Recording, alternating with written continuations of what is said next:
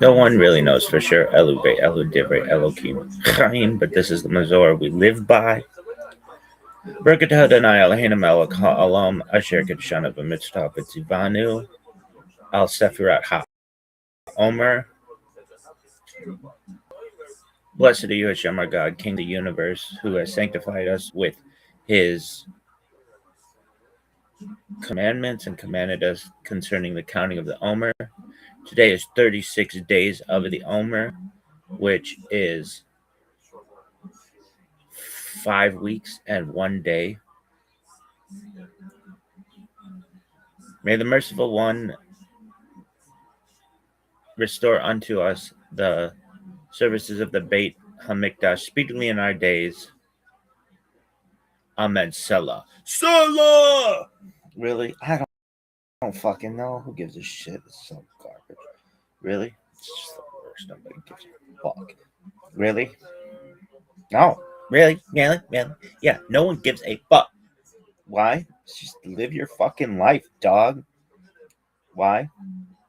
I don't know. If you like doing shit, I guess. I consider it playing life on hard mode. Alright, here we go. Did you get it? Oh yeah, dog, you're sick as fuck. Dude, we got 36 the big day. Really? Oh, so sick. Alright, how many days is this bitch? 132? Ho? Really? Fuck yeah, dog. I'm on it. Really? Like that fucking company? Yeah, on it. Go fuck yourself. Alright, are you done? When does the world start? 3760? Really? 1. Birth of the world. Creation of the world. Birth of Adam and Eve. Chava. Really? No one knows. 3761. Creation of the world. Birth of Adam and Eve. Chava. 3761. Creation of the world. Birth of 3761. Creation of the world. Birth of Adam and Eve. Chava. 3631. 130. Seth, son of Adam, was born. 3526. 235. Enosh, son of Seth, was born. 3436. 325. Kenan, son of Enosh, was born. 3366. 395. Mahalo, son of Kenan, was born. 3301. 460. Yerd, son of Mahalo, was born. Are you done? Dog, this bitch is 20th of ER 5786. Thursday, May 7th. Happy birthday to my friend Daniel Vincent Bradley. Really? Oh, you kids. Sick. Really? Not cooler than I am. Never has been, never will be, baby. Really? Yeah, first day, first grade. Motherfucker didn't bring his lunch or something, which is surprising because his shit was usually taken care of, and I gave him a vanilla pudding. Really?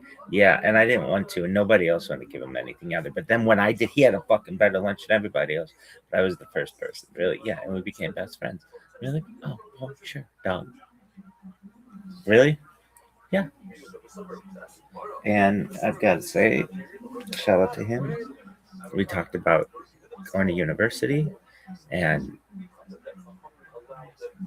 there was always that we might not both graduate and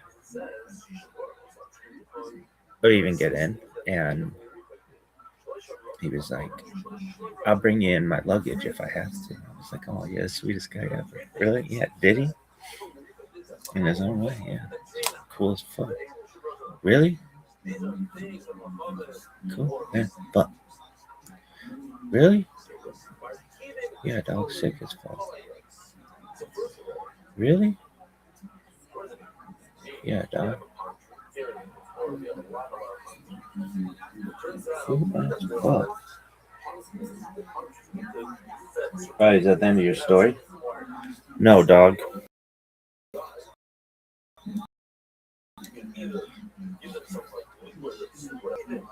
Dog.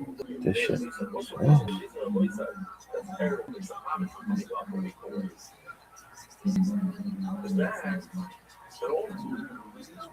So they'll take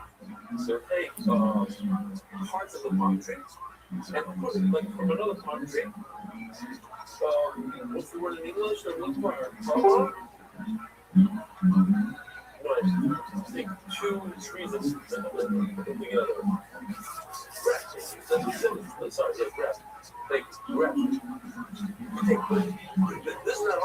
Alright. Day 12 of this bitch. Apparently. Anything else? Coffee and Kabbalah and coffee.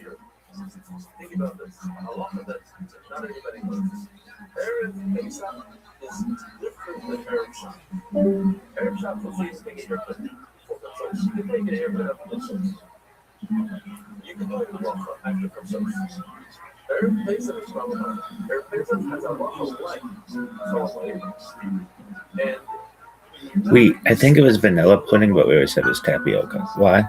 That was just like our code. Really? Yeah. Tapioca, like the shit from South America? Yeah, bitch, and that fucking matzah. This asshole. I'm Dr. Justin Sledge, and welcome to Esoterica, where we explore the arcane in history. This is athleticism and religion. One of the most difficult aspects in starting to study Jewish mysticism and Kabbalah is getting a handle on just how those ideas developed over time. It's tempting to think that, for instance, Kabbalah just always existed in the form that we have it, one thing at all. Of course, neither of these positions is really tenable. Such notions developed greatly through the ages and are still developing. And there are now, and there have always been, numerous mutually exclusive schools of Jewish mysticism and Kabbalah. This class is meant to serve as there's like a global pandemic that's going to happen, really? Maybe more people go online and then see my shit. From the prophets of ancient Israel and to the rise of modern Hasidism in the 18th century. Of course, this series isn't meant to be exhaustive by any means, but only should serve as a springboard for deeper study and reflection, and hopefully it will also enable you to situate developments in Jewish mysticism and Kabbalah in their historical and cultural context, and hopefully embolden you to dive into the primary texts, which are admittedly as sublime as they are obscure. Let me express my gratitude to Congregation Tchia for allowing me to use these lectures to reach a larger audience here on Esoterica. If you want, you can find the entire series under the playlist Entering the Garden, Introduction to Jewish Mysticism and Kabbalah. I'll be uploading them over the next few weeks, or if you find these episodes after autumn of 2021 and you want to watch the entire series, you can find them in that playlist. If you find this series on Kabbalah interesting, I'd hope you check out my other content on topics in esoterica that I consider some of the productive, free, academic, and scholarly topics in occultism, hermetic philosophy, by joining my Patreon or perhaps a donation. Appreciate your consideration. The Garden of Jewish Mysticism and Kabbalah. All right, welcome back to more Shabbatites V excitement. We're really going to get into some of the more technical stuff around Shabbatites V. We're going to talk about how what was at some level a fair movement became a dominant in the Jewish world in the middle of the 16th, 17th century, and eventually how we would think that the death of Shabbatai and the death of his prophet Nathan of Gaza would spell the end for the entire movement. As you probably know, dying is not really an impediment for Messiahs. Messiahs die all the time. Their believers keep on believing in them as if nothing happened, whether it's Jesus of Nazareth or Menachem Mendel Schneerson of blessed memory. People continue to believe in their Messiah's death is just a speed bump on the way to eternity. And so we'll turn to that and how the Shabbatian movement continued after Shabbatai's death and how it thrived all the way probably at least into the 1880s and maybe even later than that, especially in Turkey. Although we don't know what its status is these days in Turkey. So what is the recap for tonight? Well, the recap is there was a guy in the 17th century that believed he was the Messiah, and so did half the world's Jews. That's the recap. There was a guy, Shabbatai Tzvi, who was declared a Messiah by a relatively minor Kabbalist and healer in Gaza, Nathan of Gaza, Nosson Gazati, and he was declared Messiah in 1665, although he had messianic pretensions as early as 1648. And between 1665 and 1666, half the world's Jews seem to have accepted his messianic claims. And this is evidenced by the most classic example of the evidence for this is the prayer books that get printed. The prayer books that have pictures of Shabbatai Tzvi in them. The prayer books that have prayers for Shabbatai Tzvi. The letters that come over and over again from major rabbinical figures all over the Jewish world that affirm belief in Shabbatai Tzvi as the Messiah. And we talked a bit last time about the life of Shabbatai Tzvi, the ups and downs of his life with Nathan of Gaza and things like this. So we talked a bit about the life and times of Shabbatai Tzvi. But what we didn't get into last time is exactly how he's supposed to be the Messiah. How does that work exactly? All right. So what exactly does it mean to say that Shabbatai Tzvi was the Messiah? And how this dovetails in a really important way as a part of our discussions here on Kabbalah is that one can only understand the messianic claims of Shabbatai Tzvi or of Nathan of Gaza by understanding how that was justified. And that was justified by Kabbalah, basically. It was justified, it was underwritten by Kabbalah. The Kabbalah enabled Nathan of Gaza and at some level Shabbatai Tzvi to develop this messianic story that allowed Shabbatai Tzvi to claim that he was the Messiah, for Nathan of Gaza to greatly popularize his messianic claims. Now, there's a couple of things to know that are important about Shabbatai Tzvi and Nathan of Gaza, his prophet, and how they're quite different in terms of their relationship to Kabbalah. The first thing that's really important to know is that they don't really have the same education. Shabbatai Tzvi is kind of a yeshiva dropout. He's very talented, he's very smart, and of course he's very charismatic, more charismatic than anything else, I suspect. But Shabbatai Tzvi doesn't have a very strong grasp on Kabbalah. He certainly knows the Zohar very well. We know that. He's been studying the Zohar since he was a teenager. So he has a very strong grasp on the Zohar.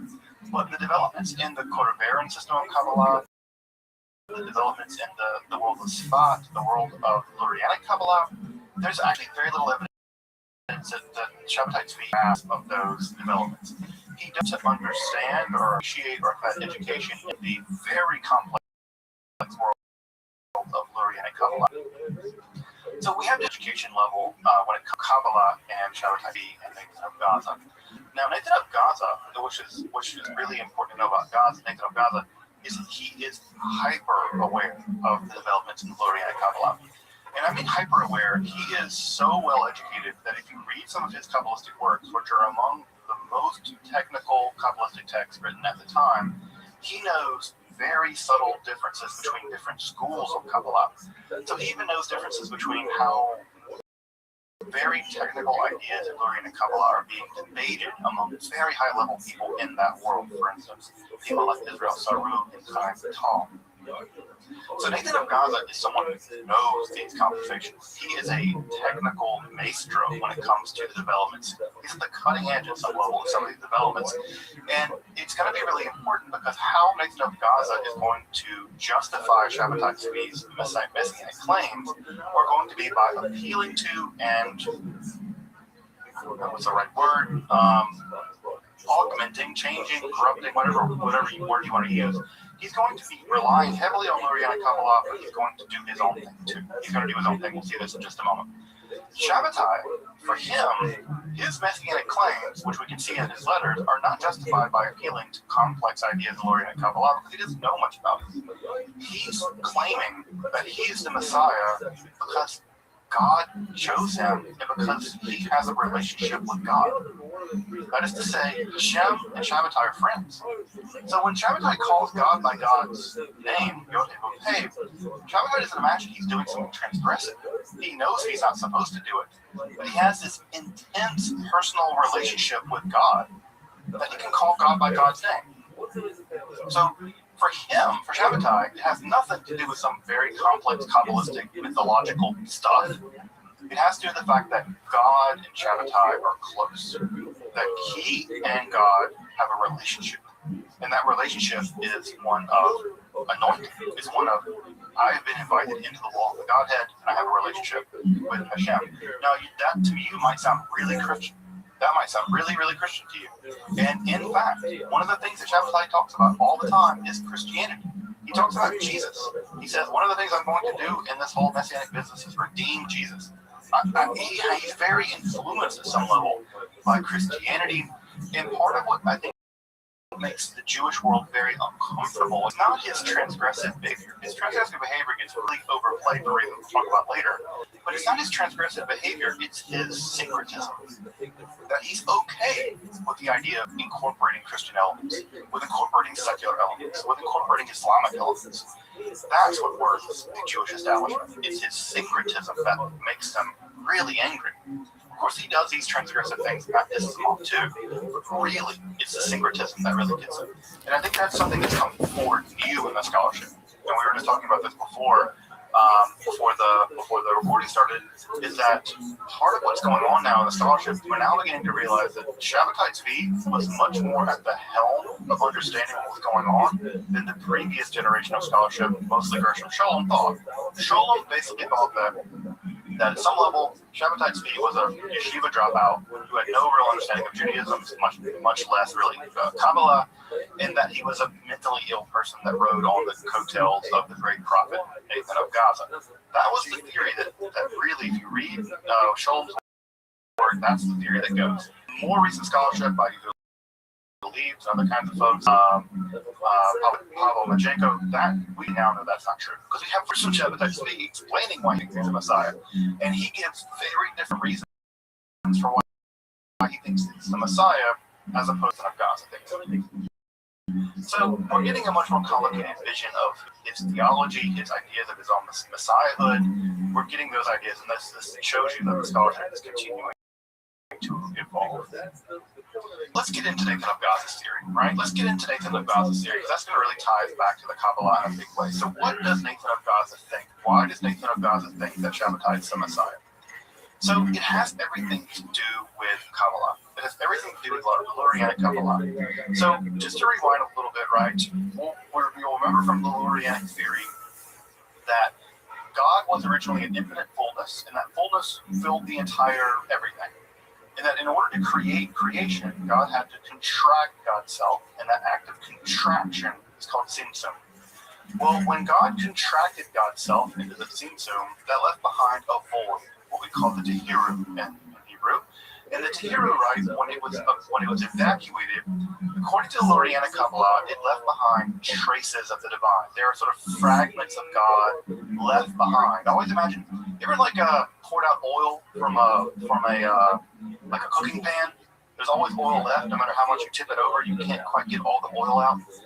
The traces of the oil, the traces of the divine light, the reshimu, coated or fragmented all over inside of the tehiru, of the void.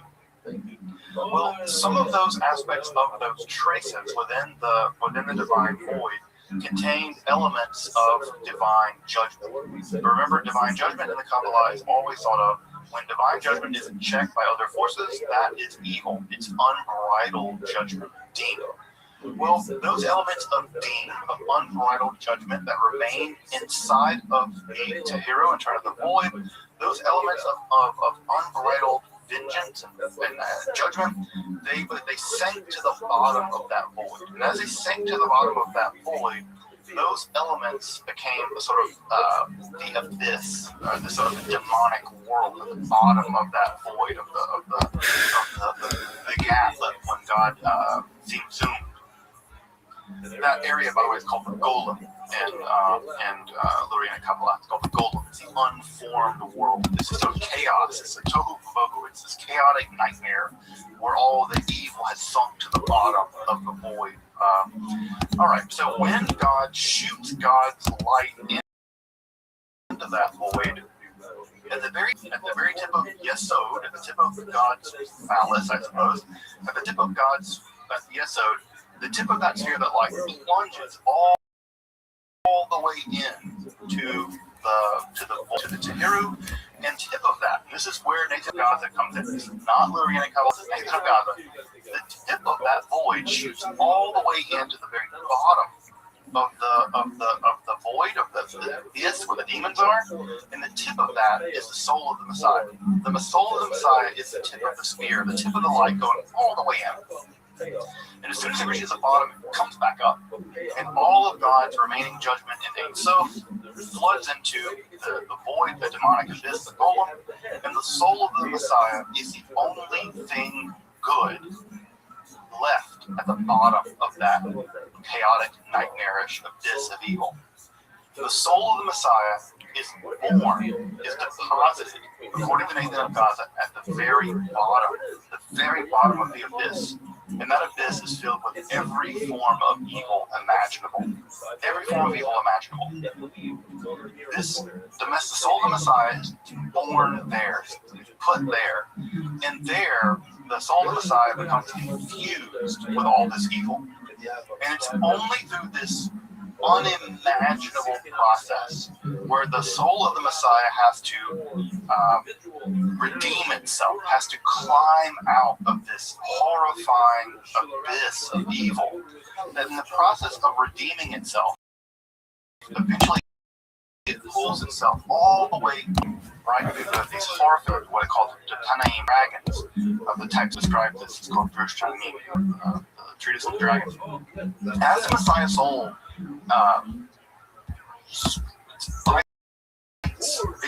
strives vigorously to purify itself, re-purify itself of all this evil. Eventually, the soul of the Messiah reaches sort of the event horizon, right? If you want to think of this in terms of black hole, it's like a black hole, but eventually the soul of the Messiah can get to the very top of the event horizon, right? And pop through. This horrific world of demonic power, it's still corrupted deeply with demonic power. It's still infused with evil. And so it's still some battle of good and evil. It's still deeply polarized between really, really good, it's the soul of us, and really, really bad, right? The evil world of the Klipot, the shards. And as it climbs out, it eventually crosses back through the event horizon of evil, which you can't do with a black hole, but it crosses through, and it's still influenced all this evil. But as soon as it climbs out of the world of Klipot, it has to find a body. And when it finds a body, the soul ruler finds a body. Whose body did it find? It found the body, according to Nathan of Gaza, of poor Shabbatite's feet. And folks, that explains Shabbatite's feet. That explains these, according to Nathan of Gaza, these illuminations and these darkness periods, this sort of manic behavior, manic depression. It explains why he can be completely righteous and in love with God, and yet do these transgressive things, where he says that the 17th of Tammuz or whatever is a feast day rather than a fast. And it's exactly Shabbatai's manic depressive psychology and manic depressive religiosity that for Nathan of Gaza is actually proof of his messianicness. Because inside of Shabbatai is the struggle of the messianic soul against the world of evil. And for Nathan of Gaza, this entire process is the final act of history. Once Shabbatai is purified of all of this evil, then everything will be redeemed. He is embodying, according to Nathan of Gaza, he embodies this final titanic struggle of good and evil. Now, what did the apostasy mean? Right? Because again, Nathan of Gaza is formulating this idea in 1665. Nathan of Shabbatai apostatizes in 1666. Well, we have two completely different theories about what's going on here. We have Nathan's theory. Nathan's theory is that Shabbatai is plunging himself into the world of evil, that is to say, Gentile religion. Nathan of Gaza has nothing good to say about the Gentiles. He's plunging himself into the world of evil in order to basically undermine it. That is to say, he's destroying it from the inside. Nathan of Gaza's theology is always the idea that Shabbatai is plunging himself into this to destroy it. He's like a double agent. He's sneaking into the world of he's not really apostatizing. He's pretending to apostatize, to plunge himself into this world, to undermine it, to destroy the Klipot. What we now know from Shabbatai's letters, right? We have another view, which again is actually Shabbatai's view. Shabbatai also thought he was the Messiah. Shabbatai's view was that he was actually he was plunging himself into this in order to redeem Islam. He thought of himself as a redeemer. He wasn't going into Islam to destroy it.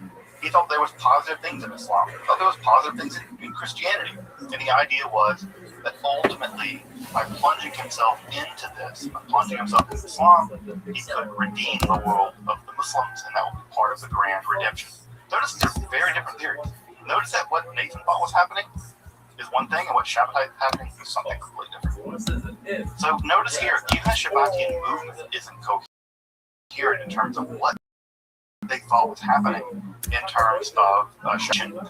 And that's not surprising, because if you look at early Christianity, it's not clear that early Christianity really understood what Jesus' messianic mission was. And there was a huge debate about that. Paul thought one thing, James thought another, Peter thought something else. It's not clear that anyone really had a clear idea that Jesus. And so that's why you have these big debates in the church, ditto with the Shabbatian movement. Now, what's key about this, right, is that we have three important interlocking things that make this important. The first is all of them agree that whatever Messiah means, it does not mean the traditional idea of Messiah that we talked about last time, which is the idea of a political Messiah. This is a spiritualization, same thing that the Jesus movement did with Jesus, the Shabbatian movement does with Shabbatai, ditto with Further, we have this quasi-Lurianic justification for Shabbatai's claims. Now, what's important to note about these sort of quasi-Messianic justifications for Shabbatai's Messianic claims is that they're going to be the ones that largely stick. Now, what's the Lurianic read? I say quasi is not Luria. This is Nathan of Gaza sort of riffing on Luria. Riffing on Luria is a kind way of putting it. But yeah, it's riffing on Luria. And third, this is all part of a larger apocalyptic agenda, as we mentioned last time. Again, I cannot emphasize this enough. The 17th century, the mid-17th century, was an age of hyper-apocalypticism. I mean, folks who remember the 1990s, and how apocalyptic that was. You have the Branch Davidians, you have Y2K, you have all this stuff, you have Heaven's Gate. It was a very apocalyptic time. We'll take that and turn it up to 50, and that gives you some sense of how crazily apocalyptic the 17th century was. So this is part of a much bigger apocalyptic world, and Shabbatai's messianic claims are all about the end of the world. And to give it a sense of that, I want to read a letter of Nathan of Gaza here, just a chunk of a letter from Nathan of Gaza. And I'll read it relatively briefly, just so you know kind of what the mood felt like. This is a letter of Nathan of Gaza to Raphael Joseph, who was a Chalevi of Cairo, who was a big wig dude in Cairo. In fact, he was the guy that gave Shabbatai job. So I'm reading the translated lines of Nathan of Gaza. Quote, nowadays, we again face opposing forces. They are wholly ineffective, however, and injure no one but themselves. For the final end is now upon us. Again, the apocalyptic level, the final end is now upon us. This being so, Nathan writes, you must not wonder why, by what special merit our generation has come to deserve it. In addition, there are these dreadful agonies, inconceivable and limitless, that Rabbi Shabbatai Tzvi has suffered on behalf of the Jewish nation. Consequently, he has full power to do with this nation whatever he pleases, to justify or chas v'shalom condemn this. He may justify the most depraved sinner in existence, even someone like Jesus, or condemn anyone who doubts him, even he be the most pious person alive, to unspeakable torments. You must treat the following principle as absolutely certain. The Jewish people cannot attain to life other than by believing these things without any sign or miracle. All this is God's purpose enacted in this generation, worthy to see the beginnings of the redemption. You must have no concern whatever for those who do not believe, even if they be your close personal friends. And then after that, what ends up happening is that Shabbatai describes the outline of what Nathan of Gaza thinks is going to be roughly 100-year period in which all this is going to go down, and you get a sort of timeline about how this thing is going to go down, how Shabbatai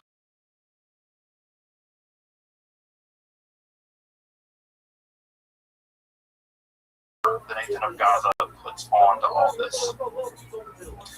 Now, as we mentioned, Shabbatai died, and so did Nathan of Gaza. In fact, after Shabbatai died, Nathan of Gaza kind of redoubles his efforts, and he argues basically that Shabbatai's death is a kind of illusion, that Shabbatai is not dead, he's just hidden, right? That was an idea to be found also in Shia and Islam, that he was occulted, and at some point very, very soon, he would reveal himself again in his full glory. Again, are they leaning on Christianity at some level here? It sounds like it. It sounds like very Christian, that he's just hidden. So this is a kind of, it's kind of Shia, kind of Ismaili, kind of Christian move, that Shabbatai is not dead, he's just hidden. Now, what ends up happening in all of this, right, is that there is something of a combination that's already happened in Shabbatai's life, or the end of his life, where some Sufi ideas have begun to enter the inner circle of Shabbatai's theology. Those Sufi Islamic ideas begin to form a kind of synthetic theology. And that synthetic theology allows for the idea that, again, Shabbatai might be included, he's actually not dead. And what we have is over and over again predictions that Shabbatai will appear on this year and this year and this year, he never does. And eventually Nathan of Gaza, well, he dies. Nathan of Gaza dies, and as soon as Nathan of Gaza dies, the movement immediately begins to fracture. Because of course, when you have Nathan of Gaza, who's probably one of the more talented Kabbalists of his day, unable to basically continue to steer the movement via his theoretical Kabbalah, the movement begins to fall apart. And the first person to really pick up the reins of this movement will be Abraham himself, a very strong believer in Shabbatai. He would all around the Eastern Mediterranean basin, but also through Europe. He would be proclaiming the gospel, so to speak, of Shabbatai's feet, and he was murdered in 1706. So he was a huge promulgator of Shabbatian doctrine until he was killed. Now, the other side of this is that once Shabbatai died, the women in the movement really take up the reins. And again, is it surprising? No. Think about Jesus. The moment that Jesus died, who are the only people there at the grave? It was the women, right? We have the Marys, right? We have the women there. The men all scatter.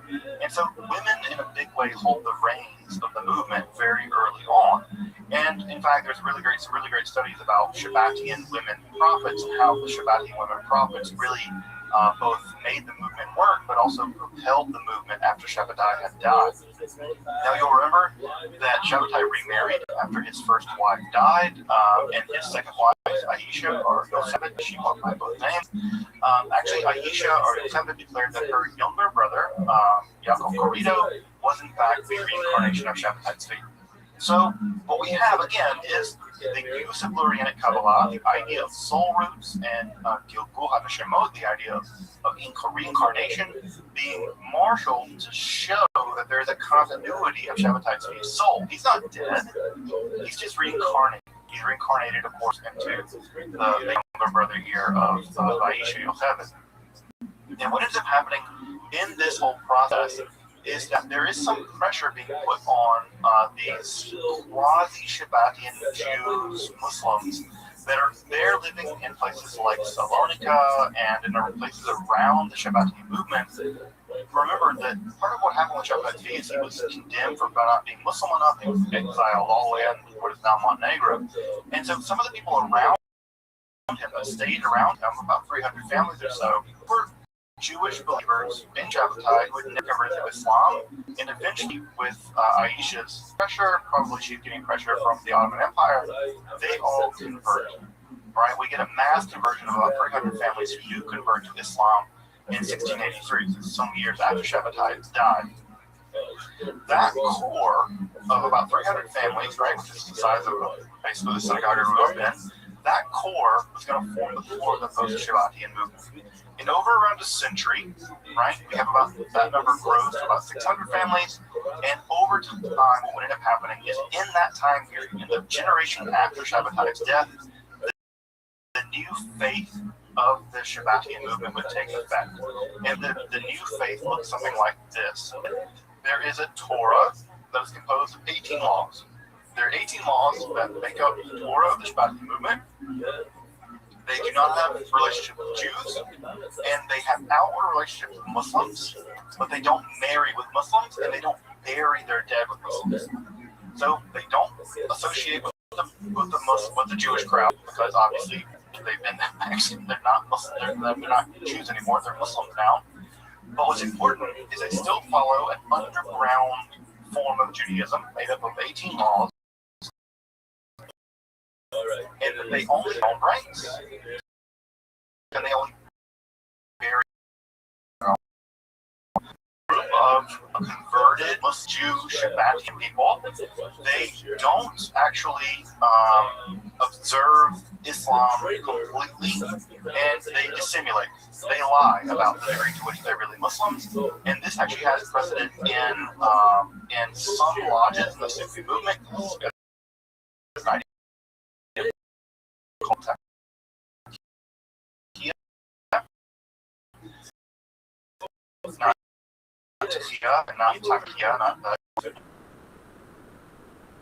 Endangered. So living quietly as kind of Jews, but publicly they're living as Muslims. And they're still not quite Muslims, and they're still certainly not Jews. There's something else. And this something else is going to eventually evolve into its own religion. Now, inside of the movement, as you might imagine, there are further fractures. The two major fractures, and there's going to be three major fractures within the Shabbatian movement that will occur.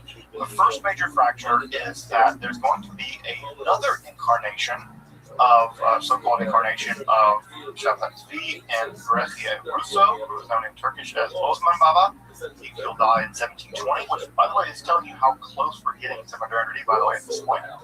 And he's declared to be one of the really important, he's been declared to be the legitimate inheritor of the Shabbati movement. He's a reincarnation of Shabbatai Tzvi. So this is going to break the movement into two different groups. The smaller movement, which is the Yaqubi movement. The Yaqubi movement is actually very close to Sunni Orthodox Islam in the Karakashi movement. And the Karakashi movement is going to be much more syncretistic with Judaism. It's going to maintain some relationships with Judaism, but it's going to be much more heavily Sufi influenced. What's important to know about the Karakashi movement is that they're going to have missionaries. And those missionaries are going to be sent to Eastern Europe. Again, where is this movement developing? It's developing primarily in Salonika. It's developing in places like Montenegro. They're going to move their way into Central Europe, and eventually they're going to reach the core of Central Europe in the Podolia region in Poland. And as you probably know, the Podolia region in Poland is going to be absolutely core in all this. We'll get to that in a minute. There's going to be a third and final split. This is the Kapanz movement. This is a period that rejects the whole reincarnation theory, reject the idea of Baba is equal to the reincarnation of Shabbatai Tzvi, and they say it's only Shabbatai, that there have been no reincarnations of Shabbatai Tzvi, only Shabbatai Tzvi is Messiah, and this version, right, the Kapanchi movement is the idea that Shabbatai Tzvi is the only form of the Messiah. That group, which is actually pretty close to the very popular Mevlevi Sufi order, which I imagine folks know the Mevlevis, right? Those are the whirling dervishes. These are the famous whirling dervishes in the Sufi movement. So they're very close to them in a lot of ways. It's that part of the Shabbatian movement that's going to go on to become the one alive in Turkey. That one will survive in Turkey. We'll talk about that. So by the early to the mid-18th century, these groups would become the core of what we call the Shabbatian movement in the Ottoman Empire. And collectively, they're referred to as Dunme. Right? Dunme. Now this word actually means apostate, and many of them would not call themselves Dunme, but I would call them something like conversos or just Shabbatians, but the name Dunme is stuck. Now, you might be asking how many of these Donme were there in the Ottoman Empire. Well, they had a bit of a problem in terms of growing themselves because they only married within their own families, which led to all kinds of problems. So there were probably, we guess, sometime or somewhere between 10 and 15,000 men in the Ottoman Empire at the turn of the 20th century. So it's a turn of these Shabbatians living in the Ottoman Empire. They were practicing Jews of a very strange type. They lived on the outside as Muslims, but on the inside they lived secretly as a kind of Jew. And they were kind of accepted. Everyone knew, I think, that they weren't completely Muslims, and everyone kind of knew that they weren't really Jews. They kind of did their own thing, buried their own dead in their own grave, in the same part of Salona, Istanbul. They were their own thing. Everyone at some level knew this. Now, what's important about the Donmed is that there are two things that are really important that are known about them, is that they became very well educated and very, very wealthy. This is all often true for very tight group communities, right? That is to say, they became skilled craftsmen, they became skilled tradesmen, and they kept their money indoors, and they become actually quite educated and actually quite wealthy. And they were some of the earliest Turks to turn toward the West in the process of sort of modernization. And as the Ottoman Empire began to come apart, the Donmed formed, at some level, the core of the Young Turks. And the Young Turks, as you probably know, are the folks that led the modernization of Turkey. They revitalized the Turkish language. And in many ways, they formed the core of the process in which Turkey would modernize. And in many ways, these Donmed, which we now know the Donmed, formed a pretty significant element of the Young Turk movement, which means they played a pivotal role in the development of Turkey as a modern nation.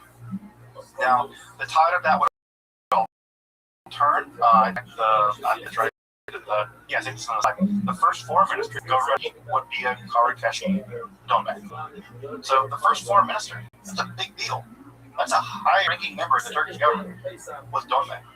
So now the problem with this is that as the 20th century wore on, Turkey and, of course, Israel came into loggerheads about all kinds of things. And what ended up happening was that there was a huge anti-Semitic backlash in Turkey.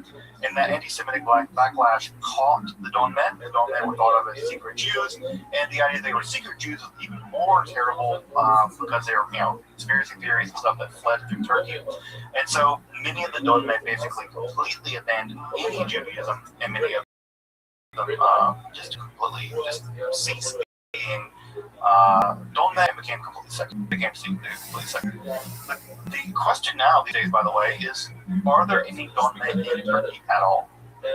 And we don't know. I think I mentioned this last time in my last lecture on the Shabbatians. I had a student in a class at ViralRabbi who came from a Donmed family.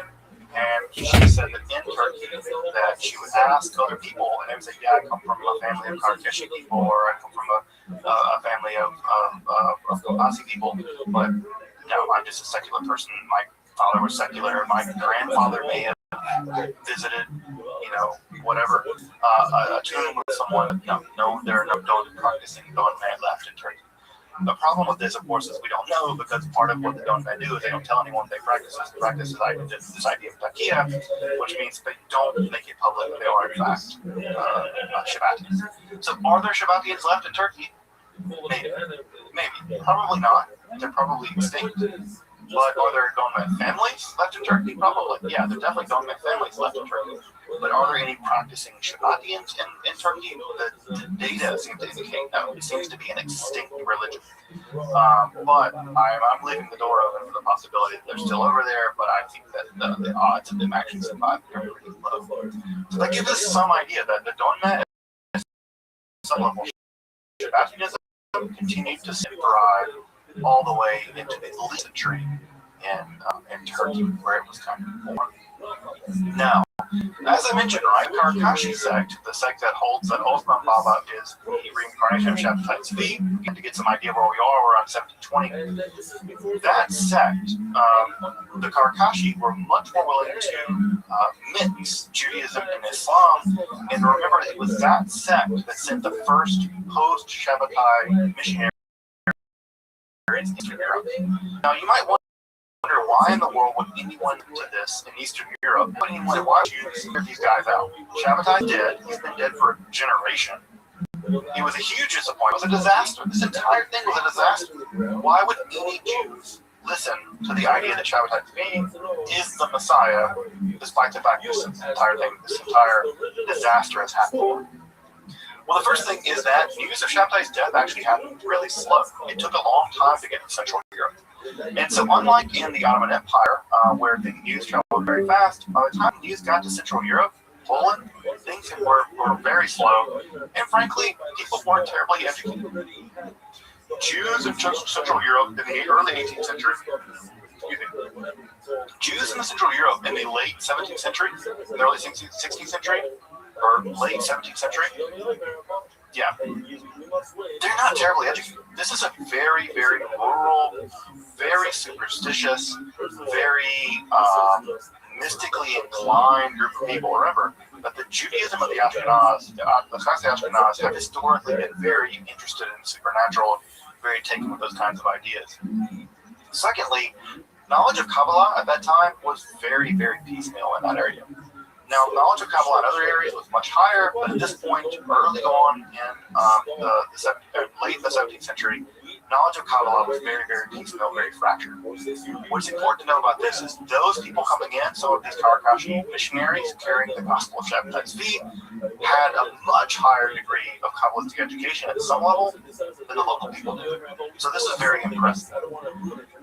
Further, Orthodox Judaism in this region was much, much more oriented at the level of practice than belief. What really mattered for these people, and this is true for many factions of Judaism, is it matters much more what you do at some level than what you believe. And so it was a bit more weird. You can have a much more broader range of belief and still practice Judaism. You could believe all kinds of things about werewolves, vampires, and stuff, and it was okay as long as you practiced Judaism in a non-normal way. And further, these communities were very precarious. You're talking about a place where during before Shabbatai's life, he experienced a giant pogrom that killed 100,000 Jews probably, and this entire area was subject to constant problems with the local population, where there were constant pogroms. So there's also just a level of instability and fear and messianic claims in environments like that, where there is a kind of precarious existence, are much more, they become much more tenable. It's much more easy to convince poor, uneducated people who live a precarious existence of the existence of a Messiah that will save them, as opposed to other people. Again, that's true. We can see that playing itself out lots of times in history. When the Shabbatian movement landed in Central Europe, in general, kind of took, and it's we'll talk more about that. Now, what's important to know about this is what ends up happening in the aftermath of Shabbatai's apostasy in 66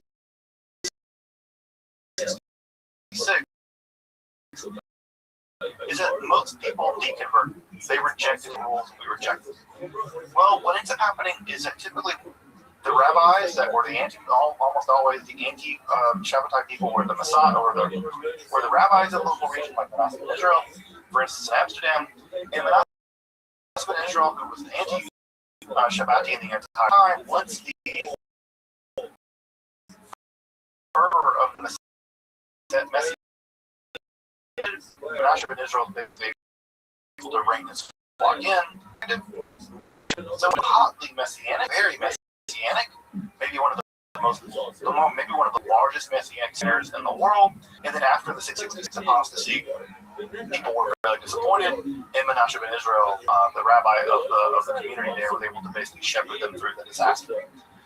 What's happening, however, in Central Europe is that some of the rabbis that were converted and some of the rabbis affected or influenced by these missionaries, some of these learned rabbis continued to hold their faith in Shabbatai in private, while in public denying it and remaining Orthodox. So we have people that are secretly maintaining some kind of Shabbatian ideas, and yet at the same time, publicly, they are not holding on to them in public. We call these people crypto-Shabbatians. And when it's as Kabbalistic ideas began to make their way into Central Europe in the aftermath of Shabbatai, you can sort of imagine Shabbatai as the wave that reaches in, and that when Shabbatai brings, the Messiah claims of Shabbatai bring this wave into Central Europe, what gets left behind after he leaves, after he sort of washes out, his Messianic claims wash out, what gets left behind is a Kabbalah. So he brings in the Kabbalah, and then he comes out because he apostated or whatever, and what's left behind is the Kabbalah. And so, as he leaves behind, as the movement leaves behind these Kabbalistic traces, the rabbis who are left behind with the belief in Shabbatai Tzvi as the Messiah continue to believe in Shabbatianism as a Messianic movement, all the while still holding on to many of these Kabbalistic ideas, and it's the Kabbalistic ideas that still continue to convince them that he is in fact Messiah, that maybe he is occulted, maybe he is actually just diving himself into the deep recesses of the Klipot, and that he will eventually redeem them somehow, right? This is all part of the plan. And what ends up happening is that very early Kabbalah in Central Europe is always some level tinged with a Shabbatian element. All of Kabbalah in Central Europe in the early 18th century, late 17th century is tinged with Shabbatian elements. And what we have are a lot of crypto-Shabbatian works, right? Shabbat Yamim, Shabbat Musar. We have other kinds of movements, other kinds of texts that are incredibly influential. We'll talk about that influence in just a minute. And this ultimately erupts in the Emden Eibeschutz controversy. And the Emden Eibeschutz controversy is a situation where two very, very, very prominent rabbis, one of them, Eibeschutz, is declared to be a Shabbatian. He's declared to be a crypto-Shabbatian. And he denies it. He says, no, I'm not, no, I'm not, no, I'm not.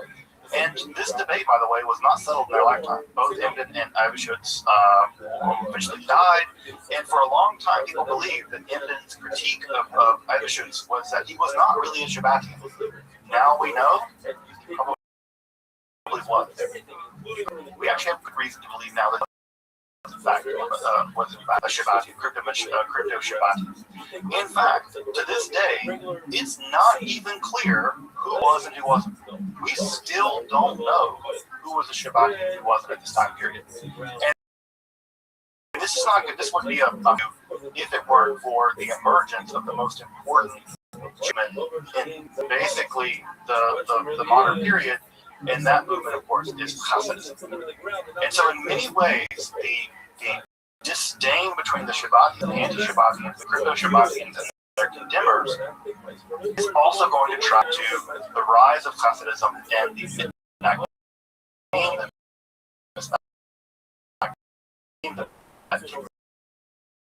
opponents in the century that comes later.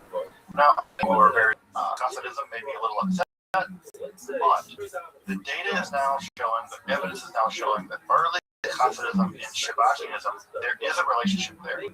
It's obscure and it's difficult, but there are so many overlapping elements of both early Hasidism and European Shabbatianism that it's, I think, undeniable that at some level, the movement, the Hasidic movement, at some level, is at least influenced by Shabbatianism.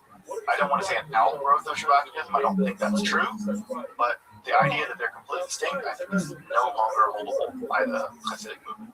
They would deny it, but I think it's there. So, why do I think that? Well, it's, for instance, things like the role of the Rebbe, the idea that they're an sort of intermediary, a kind of quasi-Messiah, as exactly sort of intermediary between them and God. The Rebbe is often sometimes thought of as engaging in transgression for the sake of heaven. This idea that they suffer on behalf of the community, for the community. The emergence of both of these movements, the Shabbatian movement and the Hasidic movement, both emerge in the exact same region of Poland, the Podolia region. The Baal Shem Tov is from there. We'll talk about Hasidism next time, but I'm just saying at this point, I do think that the Hasidic movement and the Shabbatian movement there's some overlap. Both of them are very influenced by Kabbalah, Lorraine Kabbalah. There's an antinomian streak in Hasidism. Obviously, you can find that in Shabbatism as well. There's this stuff of Bagashmiut, this sort of physical stuff that the Hasidic people do that also seems to be also overlapping with some Shabbatinism as well. Although typically the Hasidic movement is largely halakhically Jewish law-wise, very conservative, but there's still an antinomian streak, and there's innovations in Hasidism that are not to be found in the Snag movement. For instance, the wearing of tefillin during Chol Moed, that is deeply influenced by Kabbalah. It's not to be found in more Litvak style Judaism. That's an element that comes especially in Hasidism. As you probably know, the world of Hasidism is very court-like. It's very royal. The Rebbe is treated almost as a kind of regal figure, as a kind of king, and there is a quasi-messianic attitude toward the Rebbe's in the Hasidic movement. We know that Shabbatian text played a huge role in early Hasidism, especially Shabbatian, and the Snag movement, the movement that was very critical of Hasidism, saw in many ways Hasidism as an extension of the Shabbat movement. And early on, when the Vilna Gaon really goes after the early Hasids, he really claims that under the hood of it all is Shabbatianism, that they actually are Shabbatians. Now, I think that in general, does the Vilna Gaon overplay his cards? Maybe he does cards, but is he completely off base? I don't think so. I think the Vilna Gaon is crazy, and he's not a fool. I think he's one more thing political. I don't think he's too trying to people off.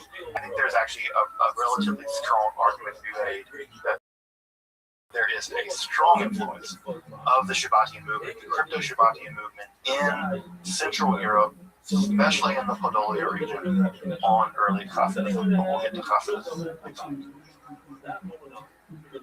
Now, in Podolia, the reason I just mentioned in Poland, this movement continues to change and it continues to mutate, and it will mutate into perhaps its most absolutely bizarre form under the leadership of Jacob Frank. Jacob Frank was born into a Shabbatian family. He left Podolia to move to the Ottoman Empire. He joined up with the Karkashi sect. Was a witness at his wedding in 1752. We're in 1752. This is 25 years or so until the American Revolution. So he moved back to Podolia, and he begins to practice a kind of pretty serious quasi-transgressive form of Judaism. Have what is called the Lasker affair, where in the synagogue, he may have had a naked woman who was the embodiment of the Torah, and they were doing some kind of sex stuff in the synagogue, dancing around this naked woman who was thought to be the embodiment of the Torah. And in 1751, him and his followers were excommunicated by the local rabbis. Now, there is an idea that gets attached to Frankism and Shabbatianism, which is called some type of redemption through this is a complete misreading of what's going on in Shabbat. In fact, almost everybody totes this idea. This idea of redemption through sin, that you have to commit sins to become redeemed, this idea of mitzvah haba'ah ba'era, this idea never occurs, and to my knowledge, any Shabbatian writer. It gets hoisted onto the Shabbatians over and over and over again that what they're doing is engaging in antinomian behavior, they're engaging in violations of the Jewish law in order to hasten redemption, in order to plunge themselves into the klipot and redeem the klipot, in order to somehow redeem sin through, or redeem themselves through sin. There's just virtually no evidence of this. What they were practicing, Shabbatites never makes that argument, neither does Nathan of Gaza. This term, mitzvah haba'ah ba'era, which is an idea actually found in the Talmud, has to do with can you do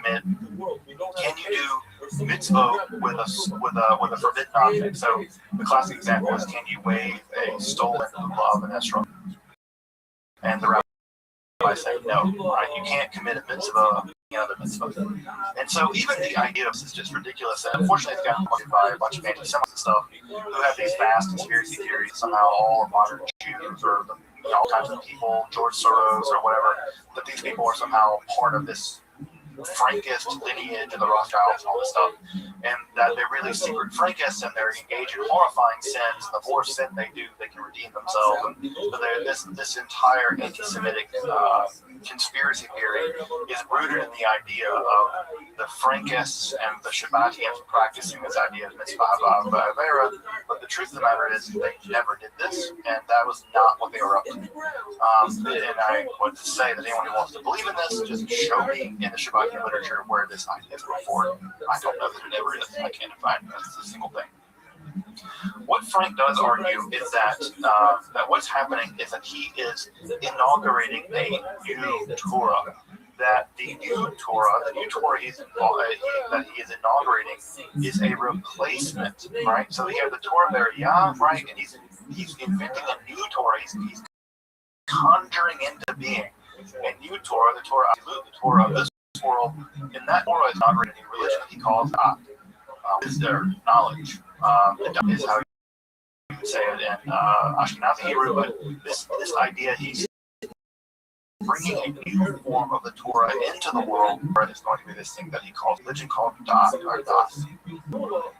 Now, after, we'll go through this relatively quickly, what ends up happening is that Frank and his followers are arrested, and they flee to Istanbul. They convert to Islam, like many Frankists or many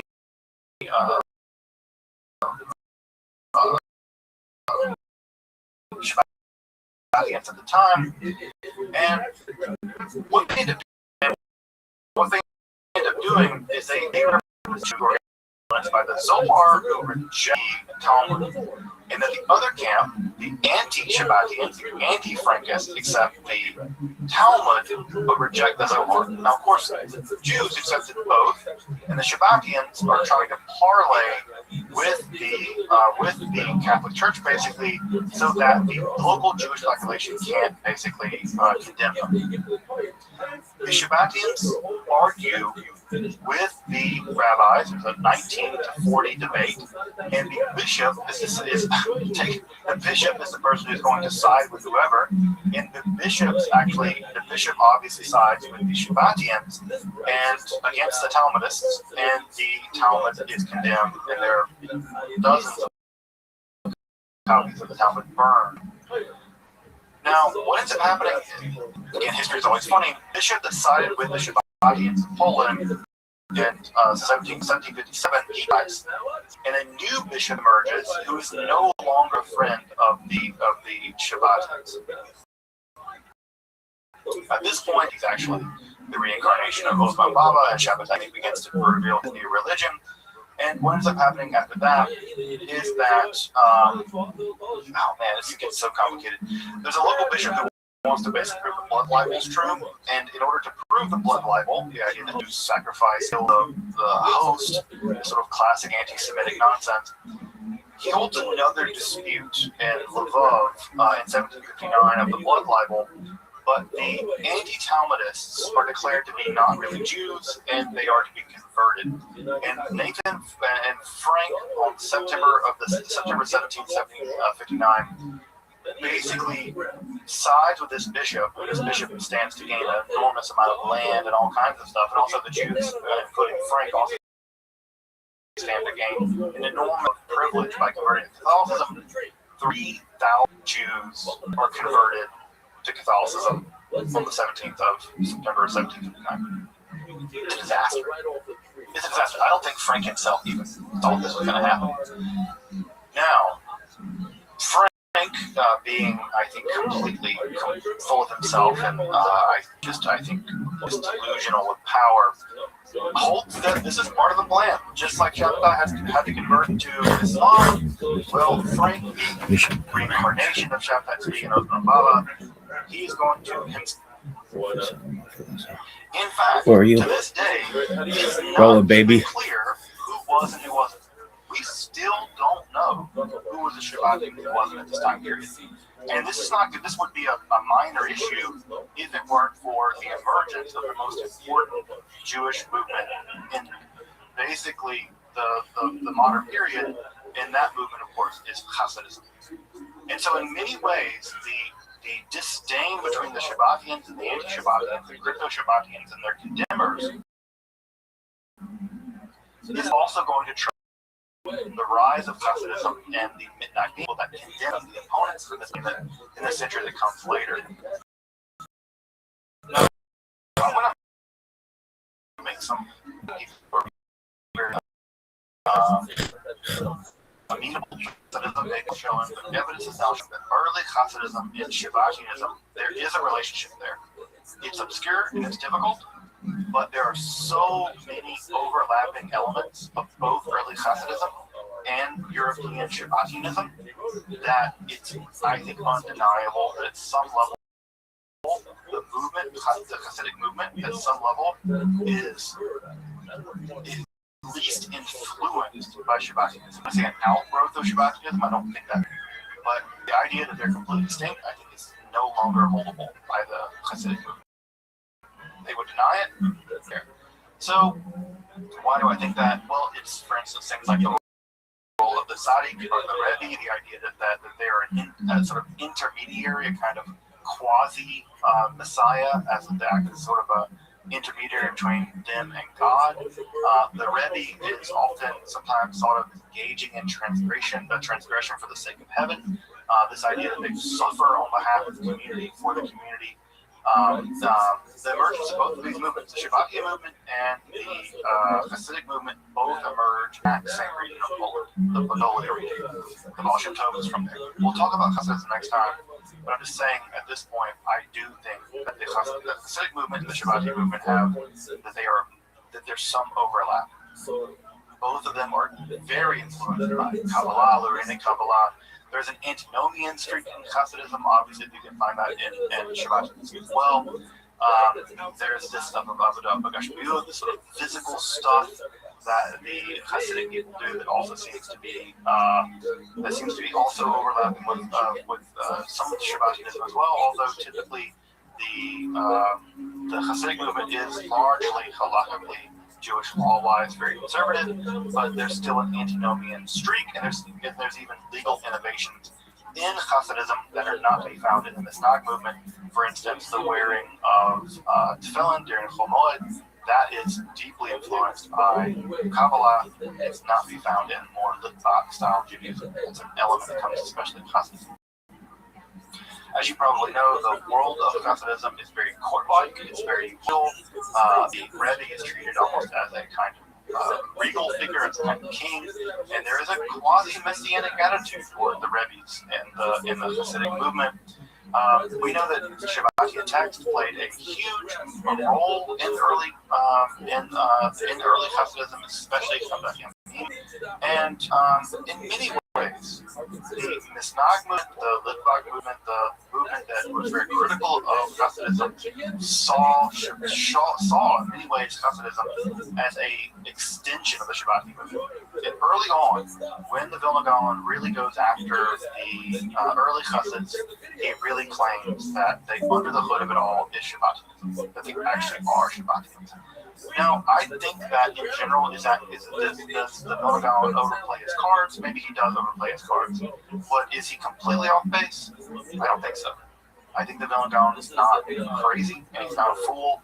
I think he's not just being political or saying political. I don't think he's just writing people off. I think there's actually a relatively strong argument to be made that there is a strong influence of the Shabbatia movement, the crypto-Shabbatia movement in Central Europe, especially in the Podolia region, on early Hasidism. But we'll get to Hasidism next week.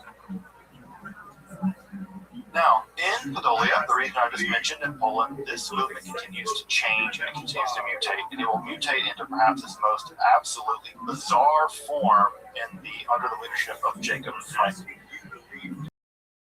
Jacob Frank was born into a Shabbatian family. He left Podolia to move to the Ottoman Empire, joined up with the Tarkashi sect. In fact, Osman Baba was a wedding in 1752. 1752, folks. We're in 1752, FYI. This is 25 years or so until, the American Revolution. So he moved back to Podolia, and he begins to practice a kind of pretty serious quasi-transgressive form of Judaism and have what is called a lifetime affair where it seems like in a synagogue he may have had a naked woman who was the embodiment of the Torah, and they were doing some kind of sex stuff in the synagogue, dancing around this naked woman. who was thought to be the embodiment of the Torah. And in 1751, him and his followers were excommunicated by the local rabbis. Now, there is an idea that gets attached to Frankism and Shabbatianism, which is called mitzvah haba'ah.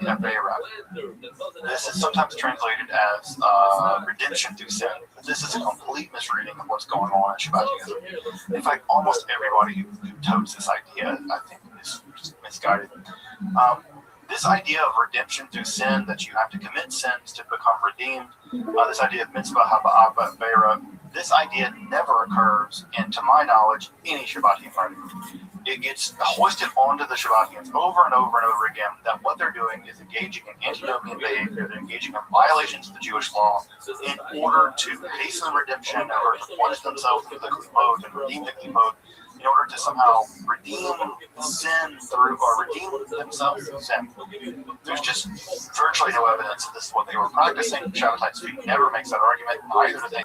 This term, mitzvah haba'ah, which is an idea actually found in the Talmud, has to do with can you do mitzvah with a forbidden object? So the classic example is, can you wave a stolen lulav in Esrog? And the rabbi said no, right? You can't commit a mitzvah by breaking out of the mitzvah.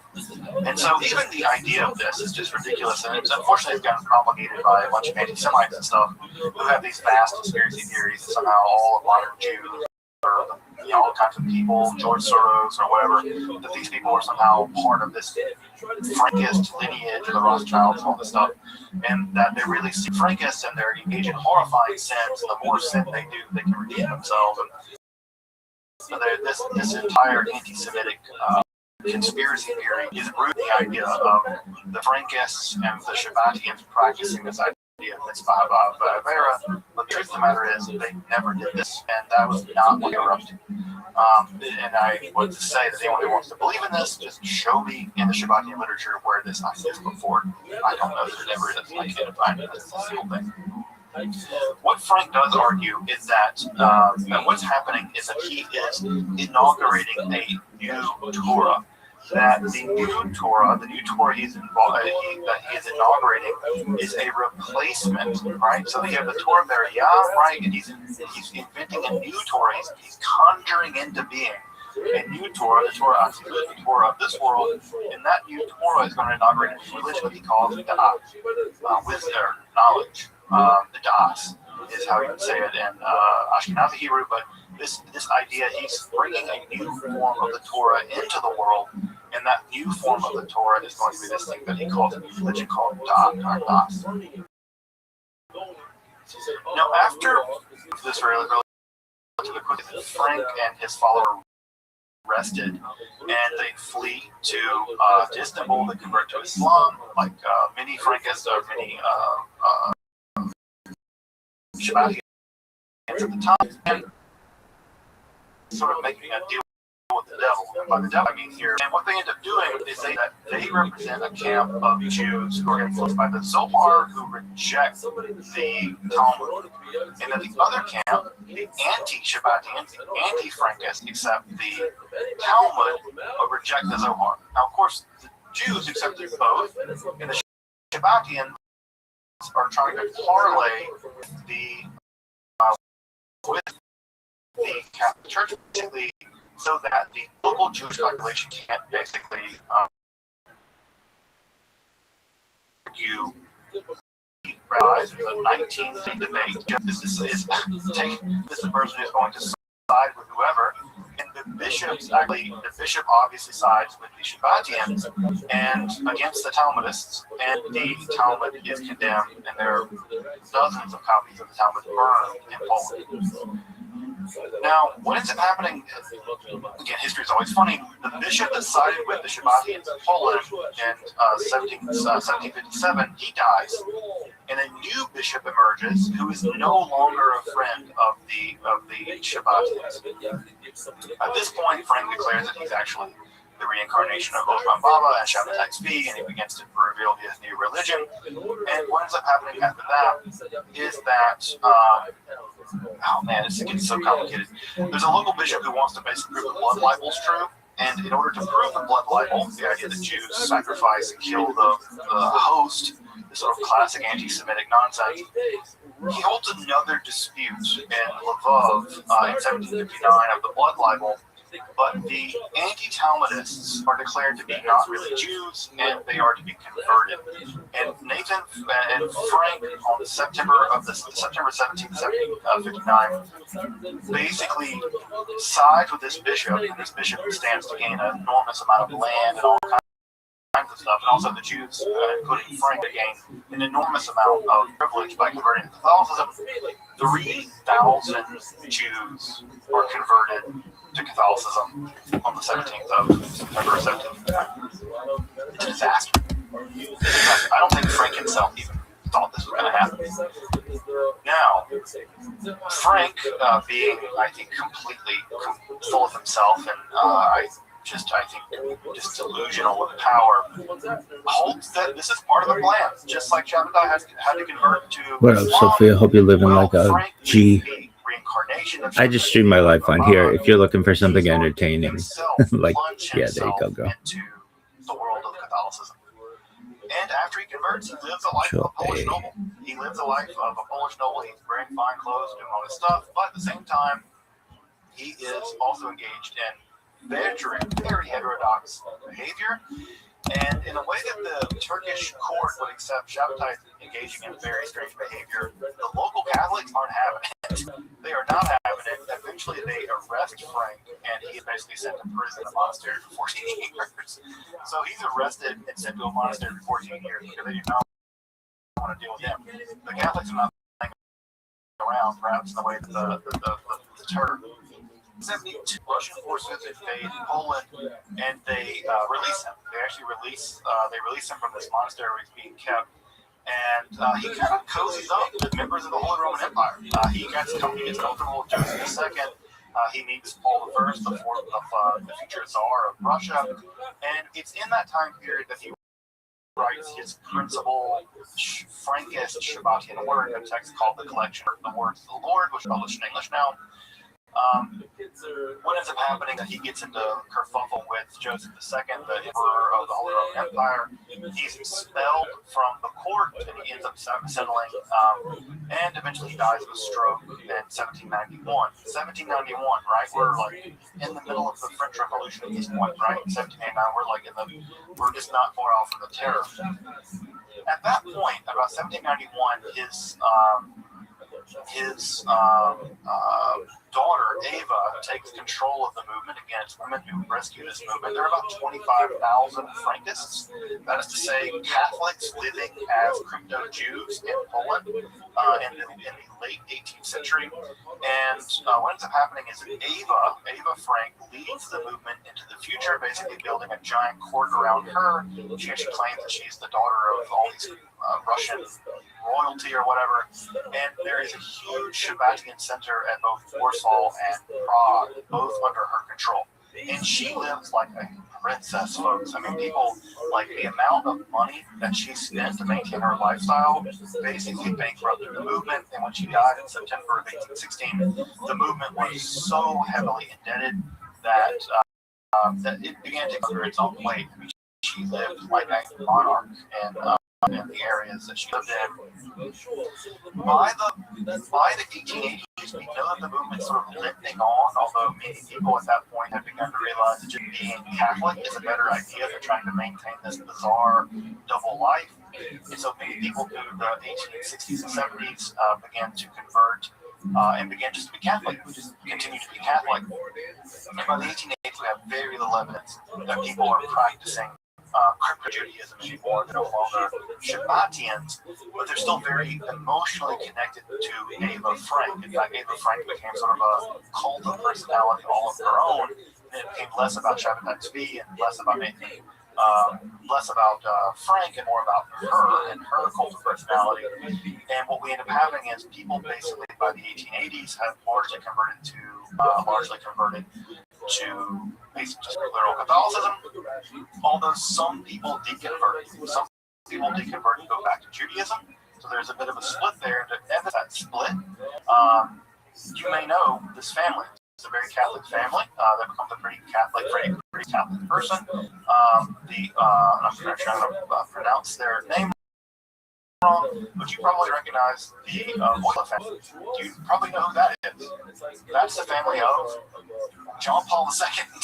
That's the family of John Paul II. And there is good evidence, good reason to believe that the former Pope John Paul II is a descendant of one of the converted Frankish families. That's the side that became Catholic. Obviously, John Paul II is pretty Catholic, and he comes probably from one of these Frankish families. On the other side, another group of families that deconvert, they go back to Judaism, and a kind of liberal Judaism, a kind of Turkish-style Judaism, like the Young Turks, a very liberal, progressive form of Judaism is the Brandeis. And of course, the Brandeis, as you may know, Louis Brandeis became the first Jewish Supreme Court justice. And when Louis Brandeis died, when they were going through his effects, one of the things that his family inheritance was an image, a picture of Eva Frank. He came from a Frankish family, and he kept this heirloom. Now, does that mean that Louis Brandeis was a Frankist and a crypto-Shabbatian, blah, blah, blah, blah? No. He probably was a liberal Jew, just like many liberal Jews that you recognize from lots of places anywhere in the United States at the time. But he maintained an image, he kept a picture of Eva Frank, and he comes from a Frankist family. Do I think he was a practicing Shabbatian in any form or fashion? Absolutely not. It's ridiculous any more than I think that John Paul II was a practicing Frankist. Although what I want to point out here as I wrap up the night, Frankism, Shabbatianism had a huge impact on the development of Judaism.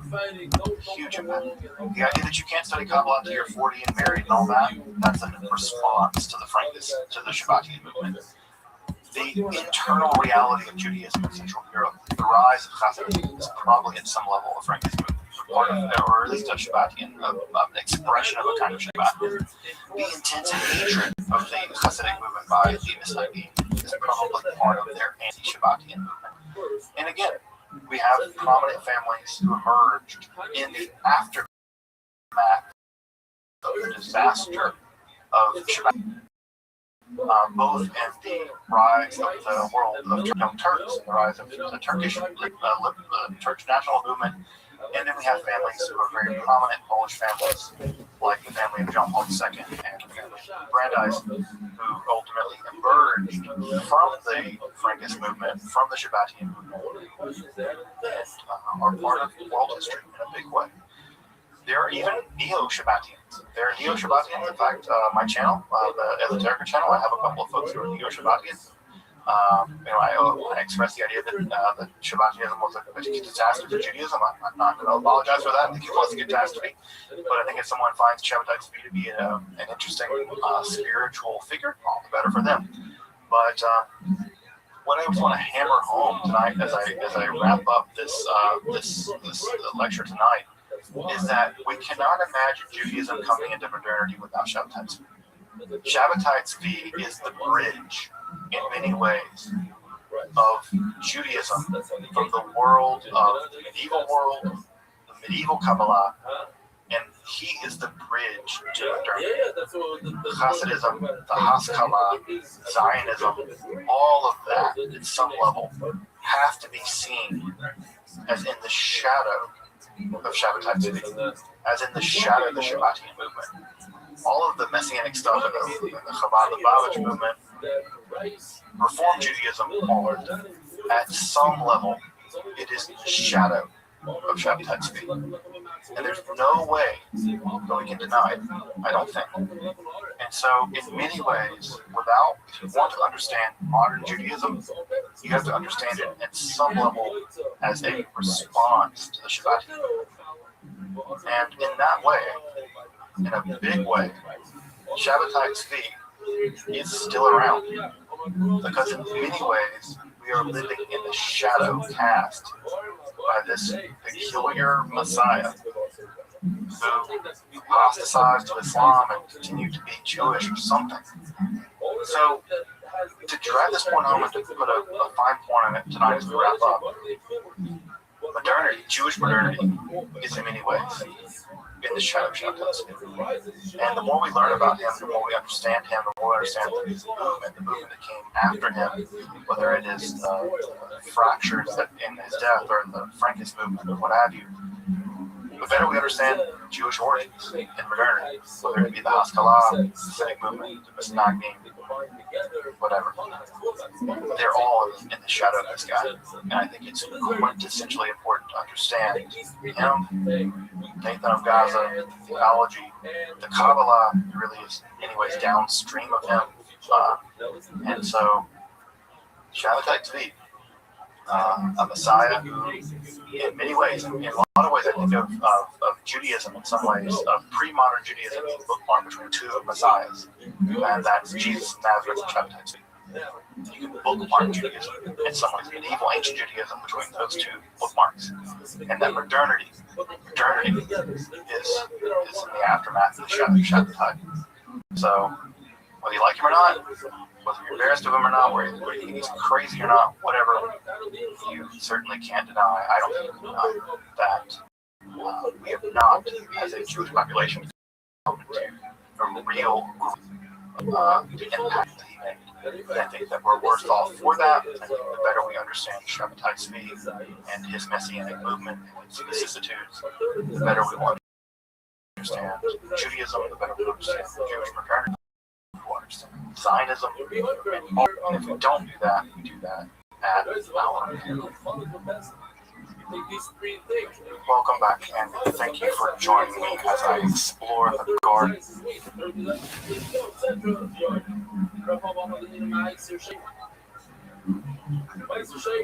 Years 1, 2, 4, and 5. Let's read Meister Shady. What's Meister Shady? Again. Hold on.